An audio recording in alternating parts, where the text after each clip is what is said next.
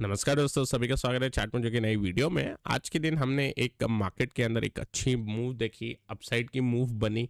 24,800 का जो लेवल था, जो हम एक एक्सपेक्ट कर रहे थे, वहां तक पहुंचे। अब 24,800 तो आ गया, अब 25,000 का जो लेवल है वहां तक की एक जर्नी हमको देखनी है और एक 200 पॉइंट बाकी है। अब दोस्तों, आज की जो ये मूव लग रही है, by the way daily candle लग के लग रहा होगा कि आज बहुत ही एक अच्छी हम थोड़े गैप डाउन खुले और उसके बाद एक ट्रेंडी डे रहा होगा। बट दोस्तों, आज का जो दिन था वो काफ़ी एक चॉपीनेस भरा हुआ दिन था। मैं छोटे टाइम फ्रेम में चलता हूँ, आपको यहाँ पे दिखेगा। तो 15 मिनट का चार्ट लगा लिया मैंने यहाँ पे। एक्चुअली हम गैप डाउन खुले, ये थोड़ा सा सरप्राइजिंग इसलिए बना क्योंकि डाउ के अंदर अगर हम बिहेवियर देखें तो वेनसडे को इंडियन मार्केट के अंदर हॉलीडे होने के कारण जो ट्यूसडे का डाउ का परफॉर्मेंस था, काफ़ी बड़ा हमें परफॉर्मेंस देखने मिला, 1.5%। अब उसके बाद वेनसडे के भी जो सेशन था डाउ के अंदर, वो भी एक अच्छा पॉजिटिव सेशन था। ये दोनों को फैक्टर एक अपसाइड करने के बदले हमने देखा इंडियन मार्केट के अंदर हल्की सी प्रॉफिट बुकिंग यहाँ पे बनी, हल्का सा गैप डाउन बना। अच्छा, गैप डाउन के अंदर भी ज़्यादा कुछ इसके अंदर डाउनफॉल नहीं देखने मिला क्योंकि एक गैप लेवल था जो हमने डिस्कस किया था 24,500 का। और 24,500 का गैप फिल करने के बाद अगर हम देखें तो लगभग वहां से एक अपमूव बनी। अपमूव के अंदर प्रीवियस स्विंग हाई निकाला और ऑल टाइम हाई पे एक कैंडल टिक की, फिर हमने इंट्राडे का लो ब्रीच कर दिया एक कैंडल के अंदर ही, और उसके बाद हमने एक स्मूथ अपवर्ड ट्रेंड देखा। तो दोस्तों, ये जो चॉपीनेस बन रही है, ये अभी जो इवेंट है, बजट इवेंट, उसके कारण बन रही है। ओवरऑल इस चॉपीनेस से बचने के लिए एज सच अगर हम देखें तो बायस अपना पकड़ के चलना रहता है। तो अभी हमारा बायस अपसाइड का, ये आप जो भी हमारा वीडियो देख रहे हो, आपको जितने भी हमारे पिछले वीडियो देखोगे तो उसके अंदर हम एक ही बायस फिलहाल पकड़ के चल रहे हैं, एक अपसाइड का बायस काफ़ी टाइम से। क्योंकि जिस हिसाब से डाउ का बिहेवियर है, जिस हिसाब से बाकी इंडाइसिस का बिहेवियर है, और निफ्टी जिस हिसाब से प्राइस एक्शन दिखा रहा है, उसमें सच नेगेटिव बायस की फिलहाल उम्मीद नहीं है। मार्केट ब्रेड भी पॉजिटिव है, मिड कैप के अंदर भी पॉजिटिव रुझान बना हुआ है। हालांकि आज मिड कैप अगर मैं बात करूं तो आज वीक है, तो मिड कैप के अंदर हमको ये जो फॉल है वो थोड़ी दिखाई देगी। यहाँ पे 59,000 का हमारी एक्सपेक्टेशन फिर भी थोड़ी बहुत अभी भी बना के चल सकते हैं। यहाँ पे थोड़ी वीकनेस है मिड कैप के अंदर। तो मिड कैप के अंदर क्या देखने मिला, यहाँ पे एक गैप डाउन ओपनिंग मिली और एक सेलिंग हमको देखने मिली। मेरे हिसाब से अभी निफ्टी जो है वो 25,000 का जो एक लेवल अब रह गया है उसकी ओर बढ़ेगा। 24,800 जो हम एक लेवल सोच रहे थे, वीकली वीडियो के अंदर भी हमने डिस्कस किया, वहां तक एक बार पहुंच गए। अब 25,000 का एक लेवल रह गया है, वहां पे पहुंचने के बाद फिर हम फर्दर एक बार एनालिसिस करेंगे। अब देखो दोस्तों, यहाँ पे सिर्फ 200 पॉइंट रह गए हैं। ओवरऑल रिस्क रिवॉर्ड अगर हम बात करें तो इंट्राडे के हिसाब से ही सही बनेंगे। बाकी इवेंट जो आ रहा है उसमें वोलेटिलिटी काफ़ी रहेगी। उस हिसाब से हम जो काउंटर में मैंने जिस हिसाब से बताया था कल के सेशन में, एक ही काउंटर के ऊपर फोकस करेंगे जिसके अंदर जो सपोर्ट लेवल तक काफ़ी नियर था। तो आज वो काउंटर ने कोई ट्रिगर नहीं दिखाया, लेकिन अपने सपोर्ट के नियर आके फिर से वो एक डोजी कैंडल बना के बंद हो गया। So overall low risk type वाला ही काउंटर पे एक बार अभी हमें फोकस करना चाहिए। तो निफ्टी पे अब लेवल क्या होंगे दोस्तों? निफ्टी के ऊपर अगर हम देखें तो आज का हाई फिर इंपॉर्टेंट बन जाएगा, नियर अबाउट 24,830 के आसपास का जो हाई है। और मेरे हिसाब से 24,850 का वेट करना चाहिए। 24,850 अगर ब्रीच होगा तो इसके बाद एक फाइनल जो जर्नी है 25K की, वो एक बार हमें देखने मिलनी चाहिए। अब इसमें कोई गैप अप हो जाता है 24,900 950 के आसपास तो थोड़ा वेट एंड वॉच कर सकते हैं, और इंट्राडे के अंदर कोई पैटर्न बने तो उसके अंदर पार्टिसिपेट कर सकते हैं एक बार। अब दोस्तों, बैंक निफ्टी अच्छा डाउन साइड के लिए एक बार मैं बता दूं, क्योंकि आज काफ़ी एक अच्छी मूव बनी है। आज का लो इंपॉर्टेंट हो जाता है, तो 24,500 के नीचे अब अगर हम निकलेंगे 24,500, अब हम जो एक इंपॉर्टेंट लेवल यहाँ पे देख रहे थे जो 24,150 से 24K का इंपॉर्टेंट लेवल था, अभी भी 24,000 एक इंपॉर्टेंट लेवल बना हुआ रहेगा from on the closing basis. लेकिन 24,500 का जो ये लेवल है, ये इंट्राडे के हिसाब से अब इंपॉर्टेंट है। तो कल के सेशन के अंदर या आने वाले कोई भी सेशन के अंदर अब की बार अगर हम 24,500 को ब्रीच करेंगे, फिर थोड़ा बहुत हम स्लाइड हो सकते हैं, 24,300 के लेवल एक बार ओपन हो जाएंगे। अब दोस्तों, बैंक निफ्टी की अगर मैं बात करूं तो आज बैंक निफ्टी तैयार हो रहा है। अगर हम देखें, एक बुलिश एनगल्फिंग बनाई है कैंडल, इसका मतलब देखिए यहाँ पे जो 4 दिन की बॉडी थी, बाय द वे 4 दिन की बॉडी को ही एनगल्फ कर लिया है। तो यहाँ पे अगर मैं दिखाऊं आपको, फर्स्ट जो ये है, ये 11 जुलाई की कैंडल की बॉडी है। उसके बाद 12 जुलाई, उसके बाद 15 और 16, ये वाली जो कैंडल बनी है बॉडी, इन सबको एनगल्फ कर लिया है आज के ग्रीन कैंडल ने। मतलब आज की जो कैंडल बनी ये सबको एनगल्फ करती हुई बनी। आज का हाई भी नियर अबाउट 52,800 पे exactly at the breakout level. तो 52,800 मेरे हिसाब से एक बार ब्रीच होना चाहिए, क्योंकि सारे इंडाइसेस ऑल टाइम हाई पे चले गए हैं। आईटी की तरफ से काफ़ी अच्छा सपोर्ट मिल रहा है। अब 52,800 का जो ये लेवल है, ये अब निकलेगा तो एक गैप फिल, और गैप फिल के बाद ये ऑल टाइम हाई का लेवल भी एक बार अटेम्प्ट करना चाहिए, ऐसा हम पकड़ के चल रहे हैं। अभी कल फ्राइडे का सेशन है, फिर एक मंडे के सेशन के बाद डायरेक्ट इवेंट आ जाएगा। सो एक दो दिन के अंदर जो भी होना है अभी होना है। तो 52,800 पे वॉच रखेंगे हम, और 52,800 ब्रीच होगा तो एक बार के लिए फिर 53,500, 53,300 का एक बार रेंज ज़रूर अपने को यहाँ पे 500 से 800 पॉइंट की यहाँ पे मिलनी चाहिए। अभी नीचे के साइड क्या लगता है, नीचे की साइड दोस्तों मैं फिर से इसमें क्रॉस ही करता हूँ, ऐसा जिसमें लगता नहीं। लेकिन अभी जो इंपॉर्टेंट लेवल जैसे निफ्टी में हमने देखा है, इसमें 51,700 का इंपॉर्टेंट लेवल है। 51,700 के नीचे अगर जाएगा तो 51,000 तक के लेवल इसमें ओपन हो जाएंगे। हालांकि प्रोबेबिलिटी काफ़ी कम है ऑन दी बैंक निफ्टी। यहाँ पे मैं मिड कैप की बात करता हूँ क्योंकि यहाँ पे थोड़ी वीकनेस है, लेकिन इंपॉर्टेंट लेवल कब बनेगा मिड कैप निफ्टी के अंदर, अगर हम 55,000, यहाँ पे आप देख सकते हैं पूरा क्लस्टर बना हुआ है 54,800 का। जब भी हम ये इंट्राडे के हिसाब से 55,700 का लेवल ब्रीच कर दे तो एक इशू हमको देखने मिल सकता है। तो 55,700 का एक बार आप लेवल पे मार्क करें, 55,700 ये लेवल अगर निकलेगा तो फिर 55,000 तक एक बार मूव बनेगी, और उसके बाद 54,000 का लेवल ओपन हो जाएगा। बट इसकी भी प्रोबेबिलिटी फिलहाल के लिए कम है, लेकिन इवेंट डे है, अगर कुछ ऐसा अनएक्सपेक्टेड चीज़ निकल के आती है तो एक बार फॉल बन सकती है। लेकिन जब तक ये जो आपको इतनी बड़ी जो एक हैमर जो कैंडल यहाँ पे बनी है, इसका लो 55,700 का ये ब्रीच नहीं होता, जब तक मैं शॉर्ट साइड के लिए उतना कुछ ज़्यादा अपॉर्चुनिटी नहीं ढूंढूंगा। अब दोस्तों यूएस की मार्केट के अंदर काफ़ी अच्छी तेज़ी है, और डाउ के अंदर लास्ट ट्रेडिंग सेशन के अंदर में मूव बनती हुई दिखाई दी। अब ग्रीन कैंडल के बाद फिलहाल इंट्राडे के अंदर थोड़ी वीकनेस है डाउ के अंदर, बट ओवरऑल यहाँ पे डोजी कैंडल बनेगी या थोड़ा बहुत करेक्शन मिल सकता है, क्योंकि यहाँ पे अगर आप देखोगे 39,200 से लेके 41,200 लगभग 2,000 पॉइंट की रैली हमने एक बार वन वे में दे दी विदाउट कोई रेड कैंडल या करेक्टिव कैंडल के। सो यहाँ पे थोड़ा बहुत हॉल्ट हो सकता है, लेकिन अब डाउ से संकेत अच्छे हैं। बॉन्ड यील्ड की अगर मैं बात करूँ तो यहाँ से भी संकेत अच्छे हैं, और आपका डॉलर इंडेक्स जो है उसके ऊपर भी हम एक बार फोकस करते, तो बॉन्ड यील्ड से आप देखिए यहाँ पे संकेत अच्छे मिल रहे हैं। एक बार मैं डॉलर इंडेक्स यहाँ पे लगा देता हूँ, और डॉलर इंडेक्स से एक जो ब्रेकडाउन मिला है हमें, उसकी एक अच्छी हम उम्मीद लगा सकते हैं कि ये जो ब्रेकडाउन मिला है ये थोड़ा और कंटिन्यू रहे। तो ओवरऑल सारे संकेत अच्छे हैं।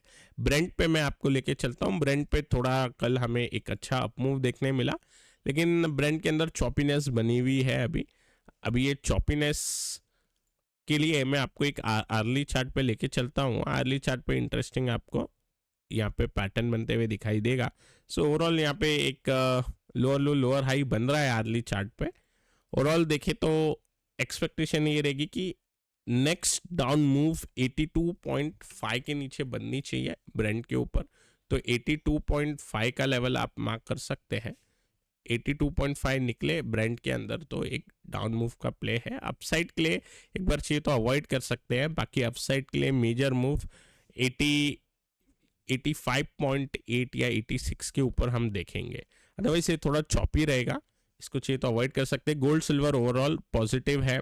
गोल्ड सिल्वर के अंदर हम मान के चलेंगे कि इनके अंदर फिर से और एक बार अपसाइड की मूव बननी चाहिए। अब दोस्तों बात करते हैं काउंटर की, जो कल हम डिस्कस कर रहे थे। जीआरएससी के अंदर एक पेनेंट पैटर्न है, बुल पेनेंट पैटर्न यहाँ पे बना हुआ है। हालांकि ट्रिगर लेवल ऐसा सच नहीं मिले, लेकिन मेरे हिसाब से अटेम्प्ट ज़रूर होगा। काफ़ी अच्छा बुल पेनेंट है, तो हम वॉच रखेंगे 2630 के लेवल पे। उसके अलावा LIC का काउंटर अभी आ रहा है रेडार पे। अब दोस्तों एक काउंटर ही मैंने निकाला है जो थोड़ा एक स्ट्रॉन्ग काउंटर है, जो चार्ट स्टडी अब हम करेंगे। रिसेंट अगर हम देखें तो वॉल्यूम काफ़ी अच्छी है LIC के ऊपर। आप देखिए 2 बार हमें बड़े कैंडल के दिखाई दे रहे हैं आज, हालांकि PSU काउंटर थोड़े बहुत नहीं चल रहे थे बाकी के, तो इसके अंदर एक डोजी कैंडल बन गई। तो यहाँ पे वॉल्यूम अच्छी है 2 दिनों की, चैनल पैटर्न है, राइजिंग चैनल पैटर्न है। लेफ्ट हैंड साइड देखें तो यहाँ पे एक 4-5 महीने पहले का एक ओवरहेड रेजिस्टेंस भी है। तो ये रेजिस्टेंस कहाँ निकल के आता है, 1175 पे निकल के आता है।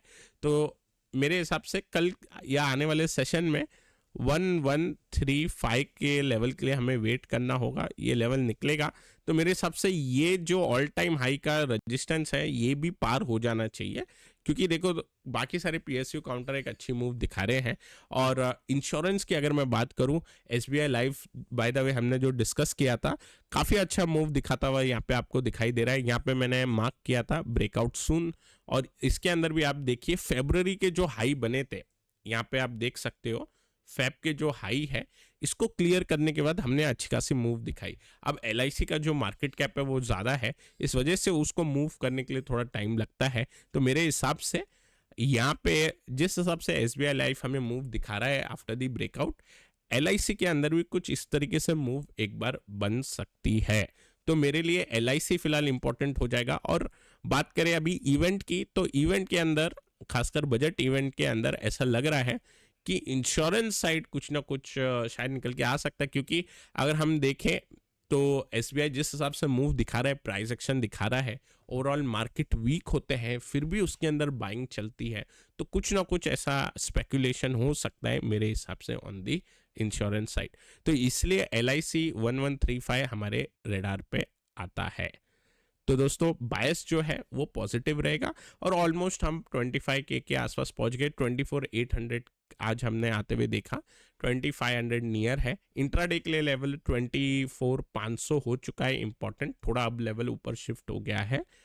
बायस जो है वो पॉजिटिव ही रख के चलेंगे। अब जिस टाइम पे हमें नेगेटिव कैंडल और क्लोजिंग मिलेगी तो उसके बाद हमें डायरेक्टली नहीं, एक बार डाउन साइड के हिसाब से सोचना चाहिए। थोड़ा बहुत एडजस्ट होने का टाइम हमें देना पड़ेगा। अगर इवेंट के बाद कुछ डाउन साइड या अपसाइड जो भी मूव बनती है, इस हिसाब से थोड़ा बहुत हम जो ओल्ड स्टॉक है उसके ऊपर ही फोकस करेंगे। और एक आधा स्टॉक, जैसे मैंने कल भी आपको एक ही काउंटर बताया, आज भी इसने मैं एक ही चार्ट स्टडी कर रहा हूँ जो है LIC की।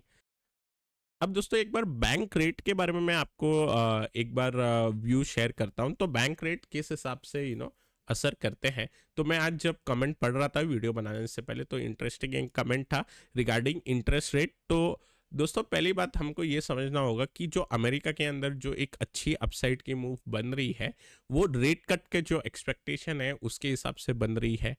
अब यहाँ पे हमको देखना होगा कि रेट्स जो है, ओके, खासकर इंटरेस्ट रेट, तो डाउट के अंदर ये लिखा गया था कि इंटरेस्ट रेट अगर कम होते हैं तो बैंक्स अर्न कैसे करेगा, ठीक है, या बैंक्स का प्रॉफिटेबिलिटी कम होगा। तो आपको ये समझना होगा कि इंटरेस्ट रेट जो होता है, ओके, वो आपको फ्रॉम डिपॉजिट एंड लेंडिंग दोनों देखना होता है, जिससे कि आपको नेट इंटरेस्ट मार्जिन देखने मिले, या निम्स बोलते हैं जिसको।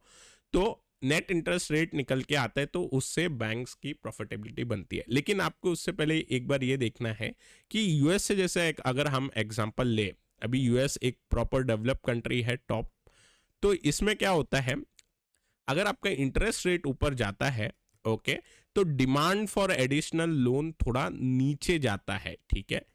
तो क्या होगा, आपको देखने मिलेगा कि इंटरेस्ट रेट ऊपर गया, डिमांड फॉर न्यू लोन थोड़ा कम होता है, क्योंकि जितना ज़्यादा आपका हायर इंटरेस्ट रेट होता जाएगा उतना आपको एडिशनल आपको मार्जिन लाने पड़ेंगे, या आपकी प्रोडक्ट की प्राइसिंग बढ़ानी पड़ेगी। तो इसलिए लोन की जो डिमांड रहती है वो कम हो जाती है।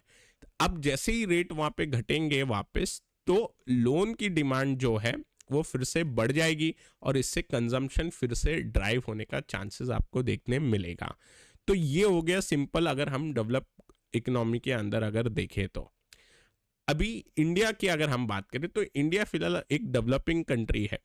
तो यहाँ पे इंटरेस्ट रेट अगर जो हम देखते हैं फ्रॉम द कंज्यूमर पॉइंट, अगर हम कंजम्पशन पे देखें, अगर हम हाउसिंग लोन देखें या नॉर्मल कंजम्पशन पे चीज़ें देखें, तो क्या देखने मिलता है कि इंटरेस्ट रेट भले ही ऊपर जाता है तो लोन की डिमांड ऐसा कुछ दिक्कत नहीं। अगर आप देखें व्हीकल की डिमांड, कार लोन की डिमांड ऑल टाइम हाई पे ऑलरेडी, कार सेल्स भी अपने इंडिया में ऑल टाइम हाई पे ही चल रही है, काफ़ी अच्छी कार सेल्स भी हमें देखने मिली 21-22 के अराउंड, 21 एंड होने के बाद 22-23 ये पूरे टाइम पे 1.5-2 साल में।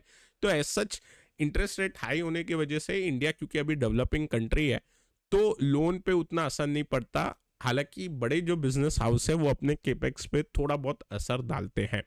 यहाँ पे आपने एक चीज नोटिस भी की होगी कि इंडियन बैंक्स रेट अगर बढ़ता है तो बढ़ाने में काफी आगे होते हैं, लेकिन रेट जब घटाने की बात होती है तो वहां पे आप देखिए आपको खुद से नोटिफाई करना पड़ता है बैंक को या ईमेल लिखना पड़ता है। तो डायरेक्ट इतना इजीली वो लोग कम नहीं करते, थोड़ा अपना मार्जिन बैलेंस करने को देखते हैं। तो ओवरऑल अगर आपको देखा जाए तो यहाँ पे रेट जैसे ही कट होंगे तो इंडिया के अंदर भी वैसे भी और डिमांड बढ़ेगी फ्रॉम द केपेक्स साइड। और उसके अलावा जो उनका मेन रहता है, क्योंकि आप बोरो भी करोगे एट अ लो रेट, तो आप जब लैंड भी करते हो एट अ लोअर रेट तो आपको फर्क नहीं पड़ता। उल्टा जितना ज्यादा डिमांड रहेगी लोन की उतना बैंक्स को फायदा पड़ेगा। अब अमेरिका के अंदर अगर मैं आपको दिखाऊं, जेपी मॉर्गन बैंक जो टॉप लेवल पे है, अभी टॉप बैंक है, तो यहाँ पे देखिए एक अच्छा खासा अपमूव है। और यहाँ पे पैटर्न क्या बना है, यहाँ पे बना है राइजिंग वेज। अब दोस्तों राइजिंग वेज आपने बुक्स में पढ़ा होगा कि एक बेरिश पैटर्न रहता है राइजिंग वेज, लेकिन उसका ब्रेकडाउन तो आपको हुआ ही नहीं, ठीक है, तो इसलिए कभी प्रीएम्प्ट नहीं करना चाहिए पैटर्न को। ये देखिए यहाँ पे एक proper text book rising veg बना, लेकिन अपसाइड ब्रेकआउट वाला, तो इसको हम बोलते हैं बस्टेड पैटर्न। दोस्तों ये जो बस्टेड पैटर्न आपको दिखाई दे रहा है बैंक के ऊपर, जेपी मॉर्गन के ऊपर, ये दिखाता है कि वहां पे इकोनॉमी अब काफी पॉजिटिव है। बैंक के रिजल्ट भी आए थे 2 दिन पहले ही, तो वो भी अच्छा खासा इसको एक बार अपसाइड टेलविंड दे रहे हैं। ओवरऑल अगर हम देखा जाए तो ये तो रहा यूएस का टॉप बैंक। अच्छा सेम चीज बाय द वे इंडिया के टॉप बैंक पे मैं लेके चलता हूँ फ्रॉम द पीएसयू साइड, जो है एसबीआई। अब एसबीआई देखो, एसबीआई भी नहीं गिरा है फ्रॉम द 2 डेज, एक डोजी कैंडल बनी, आज देखो फिर से ऊपर चले गया, जबकि मार्केट इतना ज्यादा फ्लक्चुएशन कर रहा था। तो यहाँ पे आपको एक बार ये चीज देखनी होगी कि नॉर्मल अगर आप कोई भी चीज जैसे इंटरेस्ट अगर कम हो रहा है तो कैसे कमाएंगे, तो थोड़ा 1-2 लेयर आप डीप जाओगे तो आपको ये चीज पता चलेगी। अब इसके अंदर भी एक पैटर्न था, अगर मैं यहाँ पे पॉइंट्स को जोड़ता हूँ तो आर्ली चार्ट में एचएनएस टाइप यहाँ पे पैटर्न बनता है, उसका ब्रेकआउट है। और अब यहाँ पे मेरे हिसाब से हाई भी निकलना चाहिए एक बार के लिए। बजट के अंदर अभी क्या है, इवेंट के अंदर थोड़ी स्पेकुलेशन है। एक बार इवेंट के अंदर अगर नहीं चला तो उसके बाद कोई ना कोई बहाने से मेरे हिसाब से बैंक निफ्टी एक बार व्यू बना सकता है।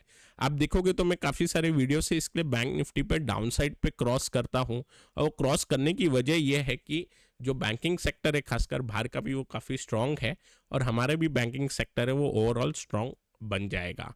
तो मेरे हिसाब से यहाँ पे डाउनसाइड की प्रोबेबिलिटी कम होती है। हालांकि कोई न्यूज़ फ्लो आ जाए या कोई इवेंट के अंदर कुछ ऐसा अनएक्सपेक्टेड चीज़ आ जाए तो एक बार फॉल देखने मिलता है, अगर वो नहीं आता तो एक बार मजबूती बननी चाहिए। तो दोस्तों आई होप कि आपको ओवरऑल ये समझ में आ गया होगा कि इंटरेस्ट रेट बढ़ने घटने से उतना फर्क नहीं पड़ता बैंक को, उल्टा घटने से लोन की डिमांड बढ़ती है, और सेकंड उनकी जो मेन प्रॉफिटेबिलिटी होती है उनकी नेट इंटरेस्ट जो कमाते उससे देखी जाती है। ओके सो दोस्तों मैंने ये थोड़ा सा ऑफ टॉपिक बताया क्योंकि कमेंट मेरे को इंटरेस्टिंग लगा, और मैं आशा करता हूँ आपको ये वीडियो पसंद आया होगा। पसंद आया तो लाइक करें, नए हमारे चैनल पे तो सब्सक्राइब करना ना भूलें। Till then take care, I will meet you in the next video.